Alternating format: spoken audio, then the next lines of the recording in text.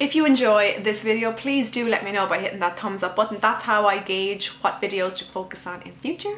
So if you like these more TMI lifestyle types of videos, definitely hit that thumbs up button. Thanks a million. I can't believe I'm talking about this. Hello, I'm here today to talk about silicone things that I wear in my vagina for several days a month. Normal. Yes, today I'm here to just talk to you about menstrual cups.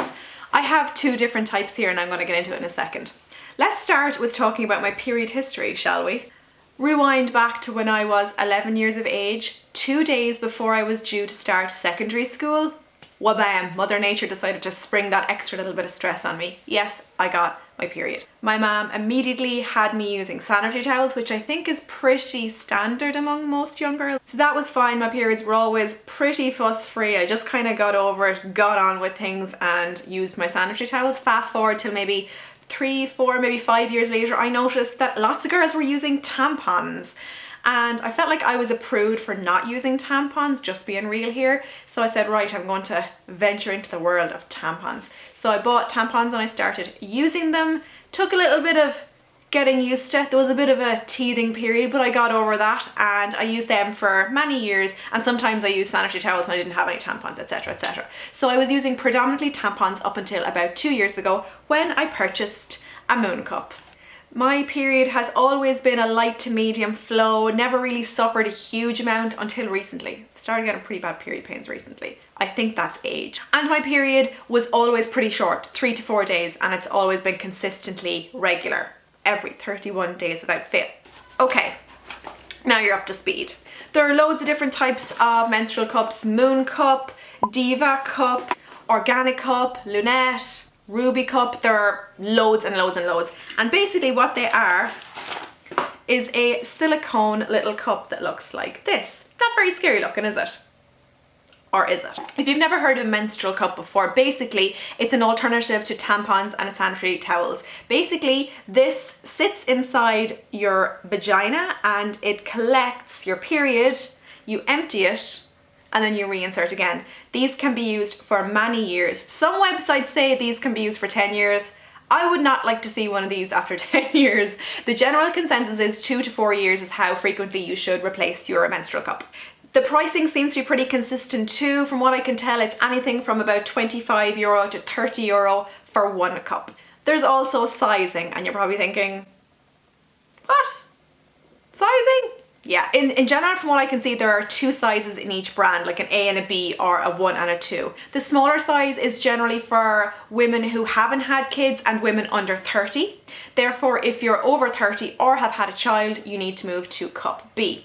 And that is why we have 2 different brands here at the moment. I got the MoonCup about 2 years ago in the size A, because I've never had a child and I was under 30. So that is what is in here. And recently I noticed that this wasn't quite fitting me as well anymore, so I bit the bullet and decided, since I have turned 30 on the dot, I had better size up, and I said, feck it, I'll try a different brand. So that's why I went for the Diva Cup in the larger size.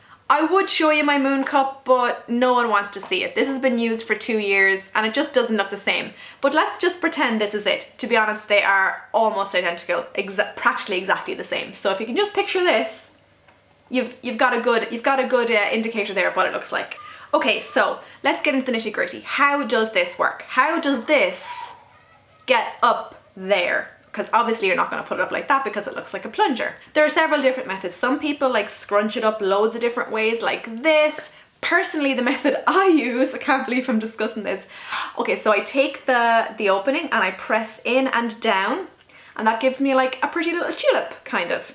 So I grab it with my fingers like that and I insert as far as I can and then hoosh it up the last bit and it pops open. It might take a little bit of adjusting. I might have to do a few little squats, a few little lunges, but generally I feel that pop within a couple of minutes and I know it's secure and gathering all of,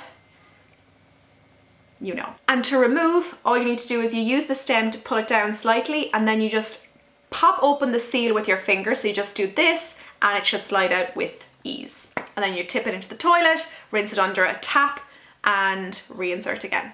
Honestly, it took me about 2 or 3 full periods to really get to grips with this. literally and figuratively. How often you empty this kind of depends on your flow. Personally, I empty mine twice a day, once in the morning and once at night. That's kind of the minimum you should be emptying it. Because my flow is quite light, I'm really lucky that way. However, you can empty it 2, 3, 4 times a day as necessary. You'd be actually really surprised how much would, like I could probably use a cup half this size and I still wouldn't fill it. My flow is quite little, but there is quite a lot of space in here. It might not look like a lot, but I think this would cater to most women's periods for sure. The general consensus is it should be emptied maybe every 8 hours and not left any longer than 12. People are really terrified because using it in public, how do you go about it? Look, it's not ideal really for using in public for me. Luckily, I change mine in the morning and then at night time, so that usually keeps me going throughout the day. However, if I do need to change it in public, it's a little bit awkward. Sometimes you need to bring a little bottle of water into the cubicle with you just to rinse it out. Yeah, not ideal in public, but as I said, I am quite fortunate in that I can kind of dodge that. Cleaning it, mid-period, just a rinse under warm or cold or whatever fresh water you have does just fine. And then at the end of your period, you clean it by setting aside a little pot for just your menstrual cup. Don't have it in with your family's pots and pans if you cannot all avoid it. Pop it in, cover with water and bring it to the boil and boil for 5 to 7 minutes. This will take out most of the staining and disinfect it as well. You can also purchase cleaners from the different menstrual cup brands if that is something you want to do. I sanitize mine at the end of my period using boiling water, and during my period if I feel like it needs a bit of a clean, I'll use Dr. Bronner's soap on it.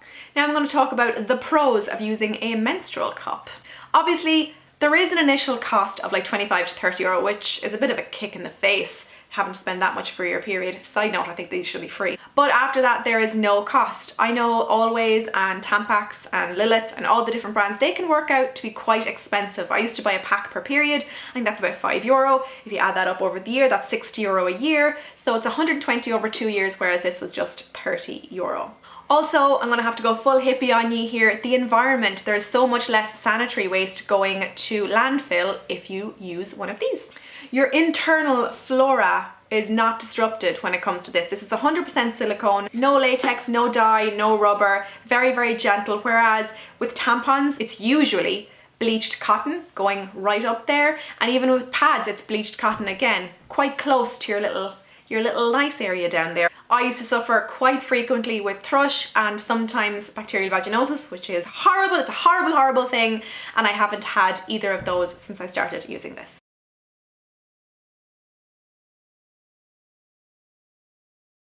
Now let's talk about the cons. You thought this was TMI thus far, we're about to get even more TMI. The one con I've noticed, and I don't know if this is common or if it's just me, it may be just me. When this is in, I find it hard to go to the toilet. Number 2. I feel like when this is in, it pushes the vagina like tube back towards the back tube and kind of obstructs the passage of things down there. So usually I try and do my business when this is out in the morning after I've emptied it, and then I reinsert, and then I'm usually good for the day. Sometimes if this is inserted incorrectly or it's a little bit off track, I find it can also impair my weeing. I've also found towards the end of my period when things are starting to dry up a little bit, this can be a little more difficult to insert and definitely a little bit uncomfortable to remove. Another con, it does take quite some time to get used to it. You could be dealing with some leakages, some feeling a bit funny for the first couple of periods, but in my opinion, totally worth it in the end.